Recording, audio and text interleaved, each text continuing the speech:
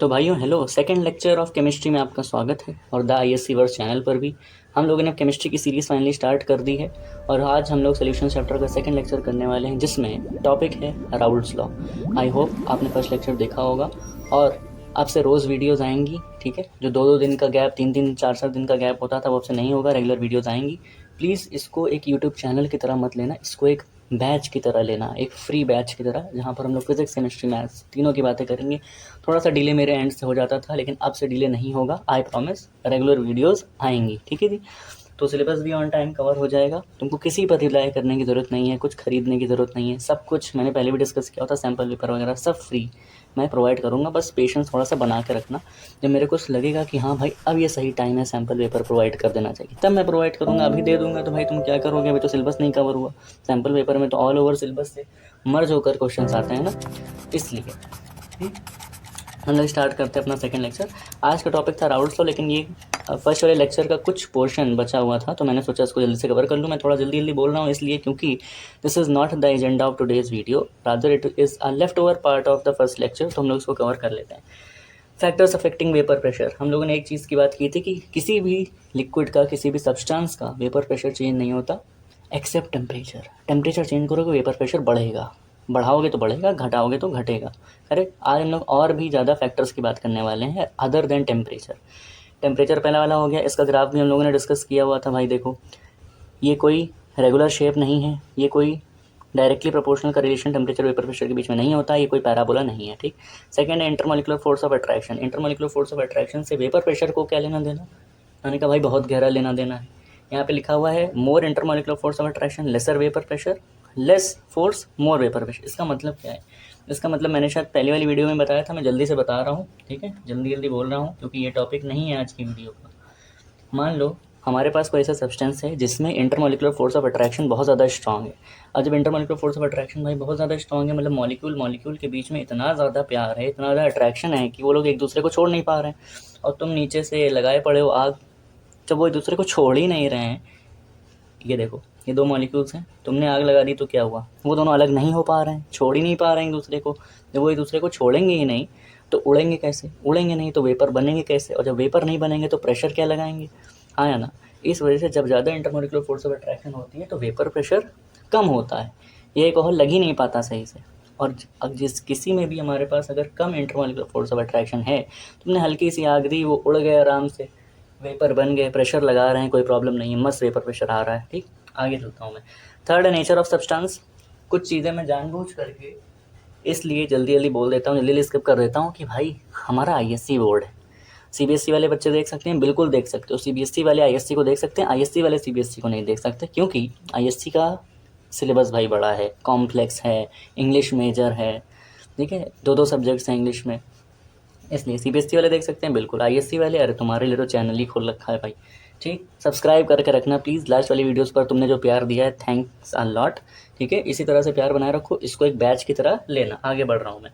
Nature of substance लिख कर आ जाना, इससे कोई क्वेश्चन नहीं आने वाला। सब्सटेंस ओवरव्यू, मतलब कि हमारे पास इस सोल्यूशन चैप्टर में कोई कैसे कैसे सब्सटेंस मिलेंगे, तो भाई बस हमें 2 ही तरह के सब्सटेंस मिलेंगे। हमने का मतलब ये कि 2 ही तरह के सब्सटेंस मिलेंगे, मतलब एक volatile substances और दूसरे non volatile substances.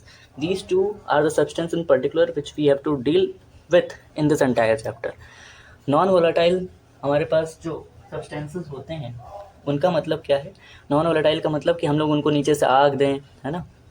और ये मेरा तिलक टीका चोट के यहाँ गिरता हुआ, तो हम उनको आग दें नीचे से तो वो भाप बन के उड़े नहीं, वेपर बन के इवेपोरेट ना हो, ऐसे सब्सटेंसेस को हम लोग नॉन वोलाटाइल सब्सटेंसेस बोलते हैं। वोलाटाइल सब्सटेंसेस तुमने भाप दी, उड़ गए, वेपर बन गए, भाप बन गए, उनको वोलाटाइल बोलते हैं। भाई इतना तो पता ही होगा, 10th में कुछ तो किया होगा, 11th में तो नहीं किया होगा, ठीक है।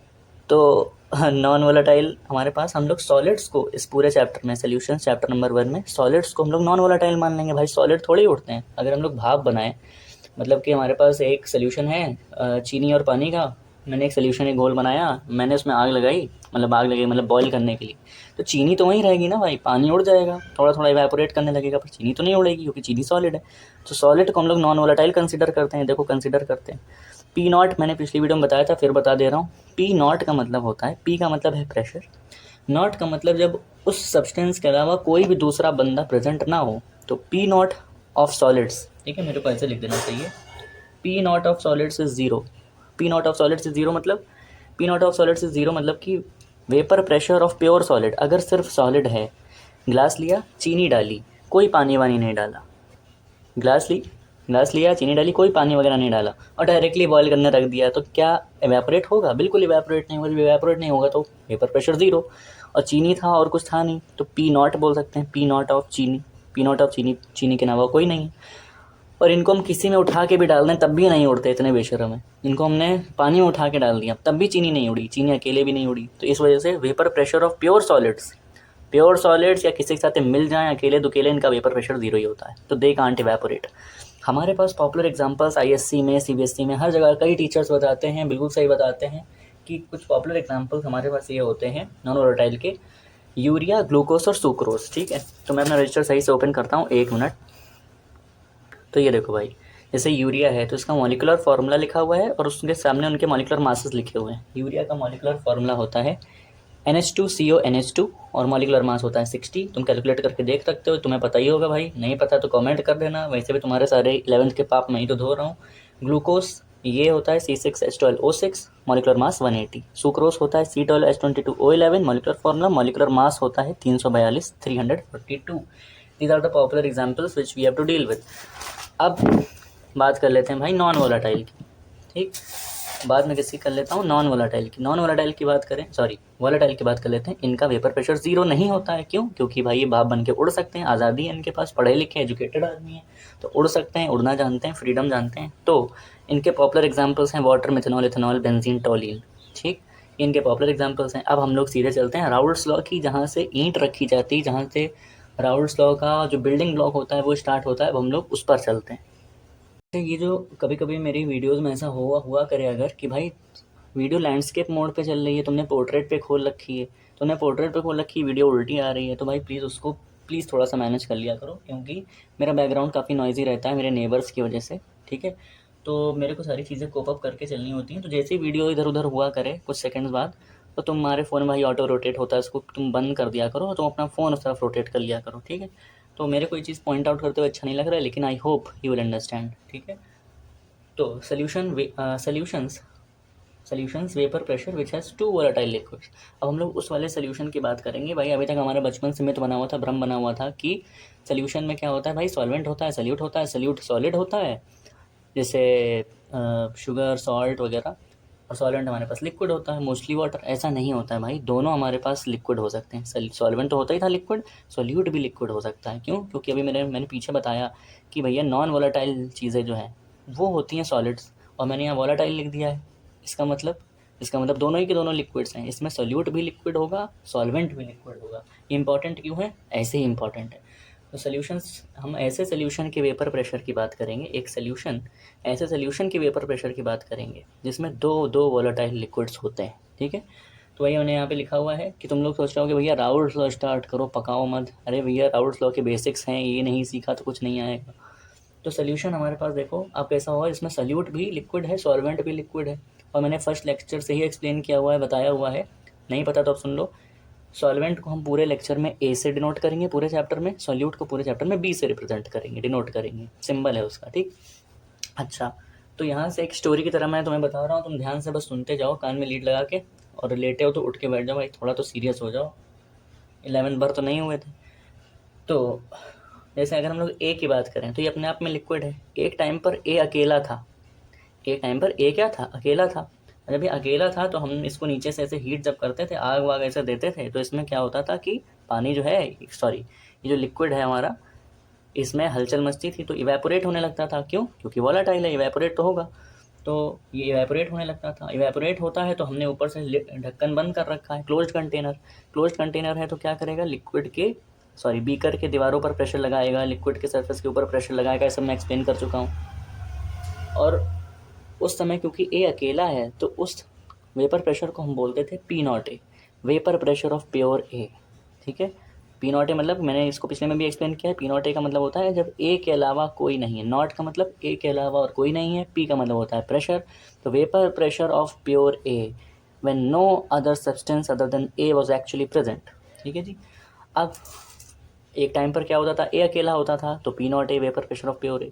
एक टाइम पर भाई बी भी अकेला रहता था तो उसके द्वारा जो वेपर प्रेशर लगता था, क्योंकि और कोई नहीं है, तो P naught B vapour pressure of pure B. एक दिन हमने क्या किया, इन दोनों अकेलों को मिला दिया। Now A and B are mixed. A और बी को हमने आपस में क्या कर दिया, ए और बी को सर हमने आपस में मिक्स कर दिया। और जैसे हमने ए और बी को आपस में मिक्स किया तब कहानी भाई काफ़ी ज़्यादा चेंज हो गई।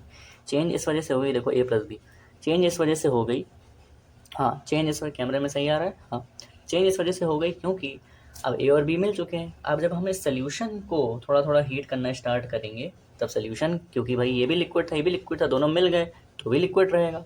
और लिक्विड को, सोल्यूशन को अभी हमने हीट करना स्टार्ट किया तो सोल्यूशन के जो वेपर्स हैं वो इवेपोरेट होना शुरू हुए। अब वो हमारे पास प्रेशर लगाएंगे, लिक्विड के सरफेस के ऊपर लगाएंगे, बीकर पर लगाएंगे, लेकिन उस प्रेशर को जो ये सोल्यूशन के वेपर्स लगा रहे हैं उसको ना हम पी नॉट ए बोलेंगे ना पी नॉट बी बोलेंगे। पूछो क्यों? क्यों? वो इस वजह से क्योंकि अब जो प्रेशर लग रहा है वो सिर्फ और सिर्फ ए की वजह से नहीं है भाई, बी का भी उसमें योगदान है, बी का भी कंट्रीब्यूशन है। तो इस वजह से हम इस प्रेशर को, ये देखो यहाँ पे भाप जा रही है, वेपर जा रहे हैं, प्रेशर लगाएंगे हम इसको, ना तो पी नॉट ए का नाम देंगे, पी नॉट ए तो होता था वेपर प्रेशर ऑफ प्योर ए जब ए के अलावा कोई नहीं है। लेकिन भाई ये तो स्टेटमेंट ही गलत हो गई ना, क्योंकि ए के अलावा बी है तो पी नॉट ए नहीं लिख सकते हम। और ना हम इस वेपर प्रेशर को पी नॉट बी लिख सकते हैं। क्यों? क्योंकि पी नॉट बी का मतलब होता था प्योर बी, जब बी के अलावा कोई ना हो। लेकिन हमें पता है भैया बी के अलावा ए तो है यार, ठीक है। ना पी नॉट ए ना पी नॉट बी, इस बार हम उनके वेपर प्रेशर्स को बोलेंगे P A and P B, naught का सिंबल हट जाएगा। पी ए को हम क्या बोलते हैं, पार्शियल प्रेशर ऑफ ए का पार्शियल प्रेशर। भैया आप पी नॉट ए क्यों नहीं लिख रहे हो? क्योंकि बी भी है भाई, तो ए का पार्शियल योगदान है, बी का भी पार्शियल योगदान है, ए का पार्शियल कंट्रीब्यूशन, बी का partial contribution is equals to पूरा कंट्रीब्यूशन उनका, ठीक है जी। तो पी ए, बैकग्राउंड में नॉइज होते हुए प्लीज़ जो इग्नोर एंड फोकस, तो P A partial pressure of A, P B partial pressure of B, दोनों के पार्शियल पार्शियल प्रेशर्स, ठीक है, दोनों का कॉन्ट्रीब्यूशन है। अब राउल्स लॉ क्या कहता है, let me turn the page. तो भाई ये देखो मैंने अब राउल्स लॉ बिल्कुल अच्छी राइटिंग में लिख दिया, इतनी अच्छी है नहीं मेरी, बहुत तमीज़ मैंने बना बना के लिखा है। तो राउल्स लॉ हमारे पास देखो भाई वो ये बोलता है कि हमारे पास जब सोल्यूशन हो गया, partial pressure of A partial pressure of B आ गए, राउल्स लॉ ये बोलता है कि भैया partial pressure of A is directly proportional to mole fraction of A. ये जो सिंबल होता है इसको बोलते हैं जीटा, ठीक है, जीटा, या कुछ लोग इसको ईटा भी बोलते हैं, ठीक है। और पार्शियल प्रेशर हंसने की ज़रूरत नहीं है, पार्शियल प्रेशर ऑफ बी हमारे पास जो है वो ये मोल फ्रैक्शन ऑफ बी है, जीटा बी या ईटा बी हम इसको बोलते हैं। मोल फ्रैक्शन क्या होता है, तो भाई देखो यहाँ पर तुम्हारी देखो, ये तुम्हारे लिए कॉम्प्लीमेंट यहाँ पे मैंने लिखा हुआ है, तो मुझे पता है तुम कितने काबिल थे। 11th के पाप जो है तुम्हारे, उसको धोने का काम ISC वर्ष का है, मेरा है, ठीक है। तो सुनो, मोल फ्रैक्शन हमारे पास क्या होता था उसका मैं फॉर्मूला बता रहा हूँ, चुपचाप सुन लो। इफ़ टू सब्सटेंस, हमारे पास अगर दो सब्सटेंसेस होते थे ए एंड बी, दो सब्सटेंस अगर होते हैं हमारे पास ए एंड बी, और Na का मतलब है नंबर ऑफ मोल्स ऑफ ए, मान लो दूसरा सब्सटेंस है बी, और Nb क्या है, Nb है बी के मोल्स। तो mole fraction of A, mole fraction of A होता था number of moles of A upon number of moles of A plus number of moles of B. मतलब कि उस चीज़ का मोल, किसी भी चीज़ का अगर मोल फ्रैक्शन आपको निकालना है तो न्यूमरेटर में उस चीज़ के moles divided by total moles, ठीक है। अब मेरे को आगे अगर जीटा बी निकालना होगा तो मैं क्या करूँगा, ठीक है, number of moles of B upon दोनों के मोल्स टोटल, इसको बोलते हैं मोल फ्रैक्शन। बस तुम ये ध्यान रखो, ये और ये, ठीक है जी। तो partial proportional of A is directly proportional to mole fraction of A, और पार्शियल मोल फ्रैक्शन, ठीक है। अभी स्टेटमेंट सुनो, राउल्स लॉ ये लिख कर आना है भाई, बोर्ड्स में आता है, ISC में आता है, बिल्कुल आता है, नहीं आएगा तो असर्शन रीजन में आ जाएगा। राउल्स लॉ बोलता है इन अ सोल्यूशन, एक सोल्यूशन में the partial vapour pressure of each component, एक एक कॉम्पोनेंट का, ईच कॉम्पोनेंट, हर एक कॉम्पोनेंट का जो पार्शियल वेपर प्रेशर है, ये जैसे ए कॉम्पोनेंट है उसका partial vapour pressure, B component उसका partial vapour pressure, is directly proportional to the mole fraction of that component. हमें दिखाई दे रहा है ए कॉम्पोनेंट है और उसका पार्शियल वेपर प्रेशर किसके डायरेक्टली प्रोपोर्शनल है, उसी के मोल फ्रैक्शन के, यही है राउल्स लॉ, ठीक है जी। और बी में भी यही चीज़ है कि हमारे पास कोई सोल्यूशन है, उसमें हमारे पास जितने भी कॉम्पोनेंट होंगे उन सभी का पार्शियल वेपर प्रेशर उनके ही मोल फ्रैक्शन के। तो अभी मैं आगे बात करता हूँ, जो मोस्ट ऑफ द टीचर्स या यूट्यूबर्स ही बोलूँगा जो नहीं करते हैं, टीचर तो सारे अच्छे होते हैं, ठीक है। तो हाँ सुनो ध्यान से, हम लोग अब इस्टेब्लिश करने वाले हैं भैया, तुमने ये तो बता दिया कि partial pressure of any component is directly proportional to mole fraction of that component, लेकिन इन दोनों के बीच में कोई फॉर्मूला टाइप का बता दो ना, वो इक्वल आ जाता है तो देख के पता नहीं खुशी मिल जाती है। मैंने कहा ठीक है भाई सुनो, partial pressure as partial fraction of A is directly proportional to mole fraction of B, sorry A, and partial fraction, है भाई, मेरी ज़ुबान को क्या हो गया। Partial pressure of B is directly proportional to mole fraction of B, ये होता था। अब मैंने एक को पकड़ा, partial pressure of A is directly proportional to mole fraction of A. अब प्रोपोर्शनलिटी हटाएंगे तो कोई कांस्टेंट आ जाएगा के, मान लो कोई कांस्टेंट है के, लेकिन अब हमने माना ये है तो नहीं, के की वैल्यू क्या है। मिशन है हमारा के को फाइंड करना, के को हम लोग फाइंड करते हैं। ठीक, के को हम लोग कैसे फाइंड कर रहे हैं, ये जो इक्वेशन है, ये देखो नई इक्वेशन बन गई ना, इक्वल आ जाता तो इक्वेशन बन जाती है।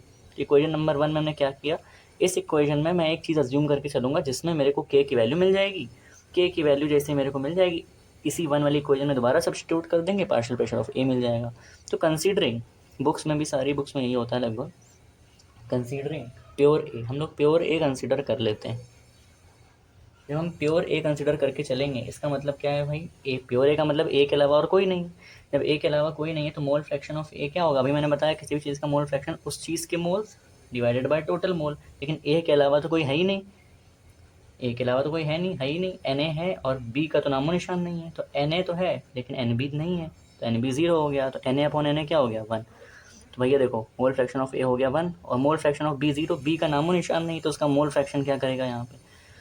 तो इसी इक्वेशन में मैंने क्योंकि प्योर ए कंसिडर किया हुआ है, जब प्योर ए कंसिडर किया हुआ है तो पी ए को लिखूंगा P not A, vapour pressure of pure A is equals to के, और जीटा ए क्या हो गया 1, तो के की वैल्यू आ गई पी नॉट ए।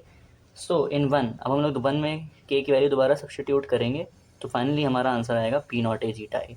अब से तुमको ये सारी कुछ गाथा नहीं करनी है, ना तुमसे पूछी जाएगी, ये तुम्हारे नॉलेज के लिए मैंने तुम्हें बताया, क्योंकि भाई हमेशा नॉलेज के पीछे ही भागना होता है, सारा खेल उसी का है, वरना बोरिंग बन जाता है। केमिस्ट्री जैसा सब्जेक्ट है, ठीक है, इसको इंटरेस्टिंग बनाना टीचर के ऊपर बहुत बड़ी रिस्पॉन्सिबिलिटी होती है। ठीक, तो पार्शियल प्रेशर ऑफ ए, तुम डायरेक्टली तुम यही याद रखोगे, partial pressure of A is equals to P not A zeta A. Similarly partial pressure of B is equals to P naught B zeta B. ठीक है, अच्छा अब हम लोग भैया सोल्यूशन का टोटल वेपर प्रेशर तो आपने निकाला ही नहीं, आपने क्या किया, आपने सोल्यूशन बनाया, सोल्यूशन में ए और बी को डाला, ए का पार्शियल प्रेशर निकाल दिया, बी का पार्शियल प्रेशर निकाल दिया। अरे सोल्यूशन का टोटल पार्शियल प्रेशर तो निकालो। हमने कहा अच्छा ठीक है, सुनो, total vapour pressure of solution, तो वेपर प्रेशर ऑफ सोल्यूशन क्या होगा, ए के द्वारा लगाया गया पार्शियल प्रेशर और बी के द्वारा लगाया गया पार्शियल प्रेशर, दोनों के पार्शियल प्रेशर को जोड़ दो, सोल्यूशन का वेपर प्रेशर आ जाएगा, हाँ या ना। तो partial pressure of A plus partial pressure of B is equals to P not A zeta A plus P naught B zeta B, यही हमारा आंसर है, total vapour pressure of the solution. जाते हैं भाई न्यूमेरिकल्स पर, ठीक है, complete dedicated video है, हम लोग न्यूमेरिकल्स पर आते हैं। न्यूमेरिकल्स कहाँ से उठाए गए हैं, कुछ एनसीईआरटी से उठाए हैं, कुछ वेबसाइट से उठाए गए हैं। तुम्हें कॉन्सेप्ट से मतलब होना चाहिए भाई, तुम्हें सोर्स जान के क्या करना, ठीक है। हाँ, क्वेश्चन तो क्वेश्चन है भाई, क्वेश्चन तो किसी ने नहीं बनाया, किसी ने किसी ना किसी से कॉपी किया।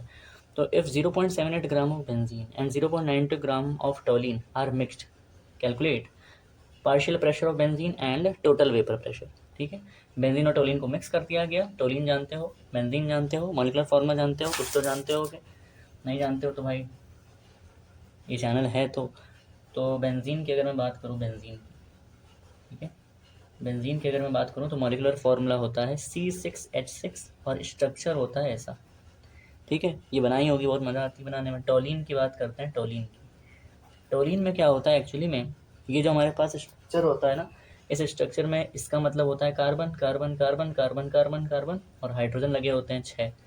टोलिन में एक हाइड्रोजन को हटा करके, किसी भी एक हाइड्रोजन को हटाओ और उसकी जगह CH3 लगा दो, टोलिन को जैसा दिखता है भाई CH3, तो इसका मॉलिक्यूलर फॉर्मूला होता है C6H5CH3। ठीक है, 6 हाइड्रोजन, 6 कार्बन थे, 5 हाइड्रोजन बचे, क्योंकि एक हाइड्रोजन की जगह आपने CH3 लगा दिया है। ठीक, कहीं पर भी लगा सकते हो, लड़ना मत। बेंजीन हो गया, टोलिन हो गया, इनको आपस में मैंने मिक्स किया। तुमको पार्शियल प्रेशर बताना है बेंजीन का भी, टोलिन का भी। हमने कहा भाई देखो, किसी भी सब्सटेंस का पार्शियल प्रेशर होता है क्या, जैसे पार्शियल प्रेशर ऑफ कोई सब्सटेंस है ए है, तो पी नॉट ए जीटा ए, ये होता है उसका क्या, partial pressure, partial vapour pressure होता है। ठीक, तो उसी तरह से मैं बेंजीन के लिख सकता हूँ कि partial pressure of benzene is equals to P not of benzene into zeta of benzene. हमने कहा बिल्कुल सही बात है। और हाँ, मैंने पूरा क्वेश्चन सही से कॉपी नहीं किया, let me copy it down. ठीक है, मैं वीडियो पॉज कर रहा हूँ, क्वेश्चन लिख देता हूँ, क्योंकि पी नॉट तो दिया होता है क्वेश्चन में। तो फाइनली मैंने क्वेश्चन पूरा लिख लिया कि P not of benzene question में दिया होगा 400 mm ऑफ Hg, ये होती है प्रेशर की यूनिट, और पार्शियल प्रेशर ऑफ टोलिन भी दी हुई है। ठीक है, तो मेन चीज़ तो भाई अगर हमें बेंजीन का मोल फ्रैक्शन निकालना हो, मतलब मोल फ्रैक्शन पता चल जाए तो पार्शियल प्रेशर पता चल जाएगा भाई, ये तो पता ही है। तो मोल फ्रैक्शन ऑफ बेंजीन निकालना है। इधर अब मैं सारी कैलकुलेशन कर रहा हूँ, ठीक है, this is my rough work. Mole fraction of benzene कैसे निकालेंगे भाई? मोल फ्रैक्शन ऑफ बेंजीन निकालेंगे, यहीं पे करता हूँ यार, ठीक है, एडजस्ट करने में बड़ी प्रॉब्लम होती है। तो मोल फ्रैक्शन ऑफ बेंजीन कैसे निकालेंगे भाई? Number of moles of benzene upon number of moles of benzene plus number of moles of toluene, ठीक है, ये बी है, ये भी बी है, number of moles of benzene plus number of moles of toluene. अब नंबर ऑफ मोल्स क्या होता है भाई? Mass given upon molar mass. तो number of moles of benzene पहले निकाला जाए तो मास गिवन, बेंजीन का मास क्या गिवन है, ये देखो 0.78 ग्राम गिवन है। और मॉलिकुलर मास क्या होता है भाई? तो बेंजीन होती है अपनी C6H6, तो मॉलिकुलर मास क्या होता है? कार्बन का मॉलिकुलर मास होता है 12 6 72 प्लस 6 हो गया 78, तो मास गिवन अपॉन मोलर मास 78। अब बताओ भाई, 1/100 1/100 मतलब 0.01 number of moles of benzene. Toluene के मोल्स, टोलिन के मोल्स भाई, टोलिन के मोल्स होते हैं मास गिवन अपॉन मोलर मास। तो टोलिन का मास देखो 0.92 ग्राम गिवन था ना, मैंने कहा हाँ गिवन था। और मॉलिकुलर मास क्या होना चाहिए? पता होना चाहिए, मतलब पता होना चाहिए मतलब निकालना आना चाहिए, ठीक है। तो 12 6 72 प्लस 5 प्लस 12 प्लस 3 सबको जोड़ेंगे तो आएगा 92, 0.92 92, ये भी आएगा 0.01, ठीक है, number of moles of benzene plus number of moles of toluene. अब अगर मैं मोल फ्रैक्शन की बात करूँ, मोल फ्रैक्शन ऑफ किसका, मोल फ्रैक्शन ऑफ बेंजीन की अगर मैं बात करूँ तो आएगा क्या? बेंजीन के मोल्स डिवाइडेड बाय बेंजीन के मोल्स 3 प्लस टोलिन के मोल्स, 0.01 अपॉन 0.02 मतलब 1/2, ठीक है। तो मोल फ्रैक्शन ऑफ बेंजीन आ गया, मोल फ्रैक्शन ऑफ बेंजीन आ गया 1/2। इस तरह से टोलिन का मोल फ्रैक्शन भाई तुम खुद कैलकुलेट करके लिखना। टोलिन का मोल फ्रैक्शन भी अब तो वह बचा ही क्या है यार, सब हम ही करें। Number of moles of toluene वो भी सेम है भाई, सेम है, सेम है, सेम है। मोल फ्रैक्शन ऑफ टोलिन 1/2, दोनों ही आ गए 1/2 1/2। अब उन्होंने क्वेश्चन में क्या पूछा था? पार्शियल वेपर प्रेशर पूछा था। तो पार्शियल प्रेशर ऑफ बेंजीन क्या होगा? P not of benzene into zeta of benzene. तो पी नॉट ऑफ बेंजीन कहाँ है? P not of benzene question में दिया था, ये देखो 400 into mole fraction of benzene, background noise को इग्नोर करो, कितना आ गया भाई 200। mm ऑफ एच जी, आगे यूनिट लिख देना वरना बोर्ड्स में कट से मार्क्स कटेंगे, mm ऑफ एच जी लिख देना। Partial pressure of toluene, P not of toluene 200 mm of H G into वो भी क्या था 1/2, तो ये हो गया भाई 100, एक हो गया 100 एक हो गया 200। तो एट लास्ट हमें तो निकालना था टोटल, टोटल टोटल टोटल में क्या होगा भैया? दोनों को जोड़ दो, 200 प्लस 100 हो गया अपना आंसर 300, ये अपना फाइनल आंसर हो गया। आई होप तुम्हें बिल्कुल समझ में आया होगा, मैंने बिल्कुल बेसिक से बताया, नहीं समझ में आया तो वीडियो दोबारा से रिवाइंड करो और दोबारा से सुनो क्वेश्चन, ठीक है। क्वेश्चन बहुत लंबा चौड़ा था, मैंने तुम्हारे लिए डिकोड कर दिया, तुम्हें कॉन्सेप्ट्स मतलब होना चाहिए कैसे अप्लाई करते हैं। क्वेश्चन में लिखा हुआ था कि एक्स और वाई दो सब्सटेंसेस हैं, दोनों वोलेटाइल हैं, बहुत वोलेटाइल, मतलब अभी जो हम लोगों ने केस किया था ना, सोल्यूशन कंटेनिंग 2 वोलेटाइल लिक्विड्स, वही वाला केस है।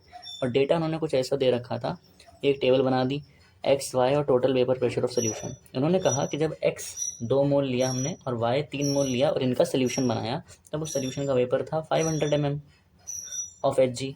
और हम लोगों ने x को 3 मोल्स लिया, y को 2 मोल्स लिया, तो total vapour pressure of solution आया 400 mm ऑफ एच जी। मतलब ये दो अलग अलग डेटा उन्होंने हमें दे रखे हैं। तो कहते हैं hence find P not X and P not Y, okay, इन दोनों को हमें फाइंड करना है, P not X P not Y. भाई P not X P not Y तो बदलेगा नहीं, क्योंकि वो total vapour pressure of pure X, vapour pressure of pure Y, हमें यही फाइंड करना है, ठीक। अब हमें ये पता होना चाहिए कि भैया total vapour pressure of solution का क्या फॉर्मूला होता है, ठीक है। ऐसा मैंने पूरा भाई क्वेश्चन लिख लिया, इस बार कोई गलती नहीं की, ठीक। तो हमें पता है कि भैया टोटल वेपर प्रेशर तो ये होता था, जैसे फर्स्ट डेटा जो लिखा हुआ है, फर्स्ट डेटा, पहला डेटा जो है वो तो ये बोल रहा है। वैसे हमें ये पता है कि टोटल जो होता है वेपर प्रेशर सोल्यूशन का, वो होता है क्या? उसके दोनों कंपोनेंट्स का पार्शियल प्रेशर जोड़ दो, टोटल प्रेशर आ जाएगा सोल्यूशन का। तो ये तो हमें गिवन है, इस बार कितना गिवन है? 500। और रुक जाओ यार, मैं थोड़ा इसको ब्रेक कर करके करता हूँ, ठीक है। P of total is equals to P X को लिख सकता हूँ P not X zeta X, confuse मत होना एक्स लिख देख के, ये जीटा है अपना, ये जीटा मोल फ्रैक्शन वाला सिंबल है, मोल फ्रैक्शन वाला, ठीक है। और ये एक्स तो कंपोनेंट है, तो P not Y zeta Y, ठीक है। इसको ये लिख सकता हूँ और इसको ये लिख सकता हूँ, ये तो तुम्हें पता ही है। तो अब तो फर्स्ट डेटा के हिसाब से 500 है total vapour pressure, P not x हमें निकालना है, और जीटा एक्स में निकाल सकता हूँ भाई, देखो इधर में आया मोल फ्रैक्शन ऑफ एक्स क्या है, टोटल इसके moles divide by total moles. Mole fraction of Y भी निकाल सकता हूँ इसके अपॉन टोटल, ठीक है जी। तो मोल फ्रैक्शन ऑफ एक्स क्या हो गया 2/5 plus P not Y, mole fraction of Y हो गया 3/5, ठीक है। ये हो गया by 2500 equals to 2p0x plus 3p0y। I hope bio वाले बच्चे समझ पाए होंगे। इस 5 को मैंने इक्वल के उधर भेजा, 500 से मल्टीप्लाई हो गया, ठीक।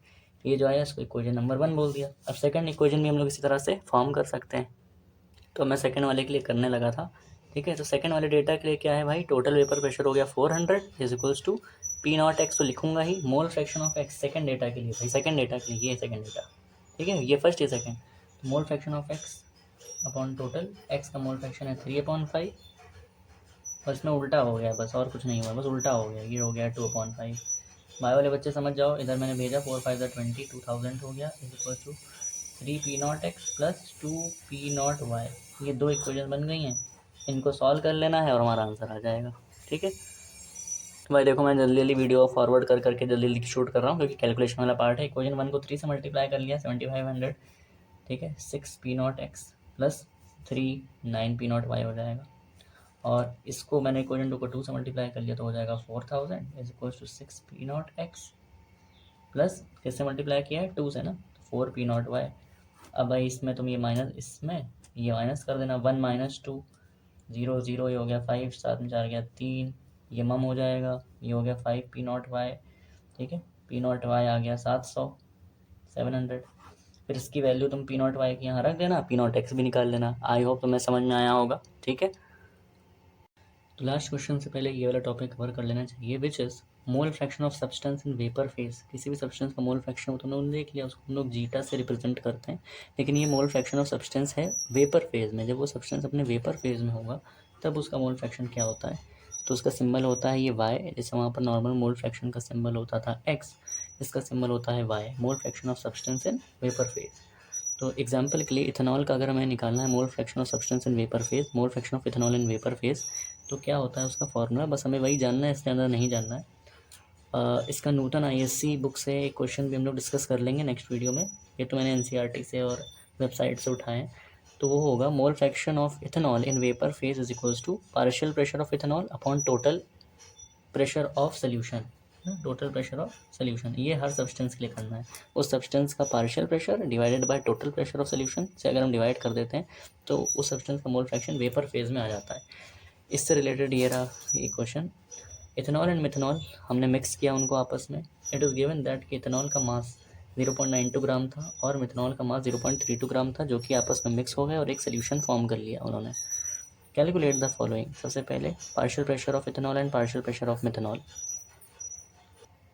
तो सबसे पहले पार्शियल प्रेशर ऑफ इथेनॉल के लिए P not of ethanol into mole fraction of ethanol, है ना। तो पी नॉट ऑफ इथेनॉल ये यहाँ पर दे रखा है, अभी अभी मैंने कॉपी किया 55 mm ऑफ Hg, और mole fraction of ethanol, mole fraction of ethanol is equals to number of moles of ethanol upon ethanol plus methanol दोनों की मोल्स, ठीक है। मैं जल्दी करके इसकी वैल्यू लिख रहा हूँ, आई होप तुम सीख गए होगे, टाइम नहीं वेस्ट करेंगे, मैं वीडियो पॉज करके डायरेक्टली इसको कैलकुलेट करके लिखता हूँ। तो मोल फ्रैक्शन ऑफ इथेनॉल और मोल फ्रैक्शन ऑफ मिथेनॉल निकाल लिया, 2/3 और 1/3 आ जाएगा। अब तक तुम सीख गए होगे भाई, फोर्थ क्वेश्चन पर आ गए, ठीक है। तो बार बार सेम चीज़ें रिपीट करने से वीडियो लेंदी होगी, तो उसका कोई मतलब नहीं है। 55 इंटू 2/3 और पार्शियल प्रेशर ऑफ मिथेनॉल क्या होगा, P0 जीटा M 50 इंटू 1/3, ये दोनों चीज़ें आ गई, इनको हम ऐड कर लेंगे। तो नहीं, ऐड क्यों करना, फर्स्ट वाला तो ये था ना, partial pressure of ethanol methanol आ चुका है। Second total vapour pressure of, हाँ टोटल में दोनों को ऐड कर लेना भाई, इसको तुम ऐड तो कर ही सकते हो, ये मैं तुम्हारे ऊपर छोड़ रहा हूँ। थर्ड पार्ट डिस्कस करते हैं, which is indeed a critical one. Third part में उन्होंने हमसे बोला हुआ है ये कि mole fraction of ethanol and methanol in vapour phase. तो mole fraction of ethanol in vapour phase is equals to partial pressure of ethanol upon total vapour pressure of solution.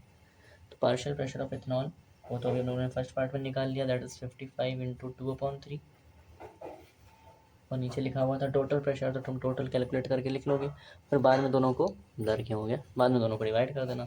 उस तरह से मोल fraction of methanol in vapour phase, methanol का vapour pressure ऊपर और total solution का vapour pressure नीचे, है ना। तो 50 इंटू 2/3 ये न्यूमरेटर में, और डिनोमिनेटर में क्या है टोटल वेपर प्रेशर, तो वो तुम कैलकुलेट करके लिख लेना।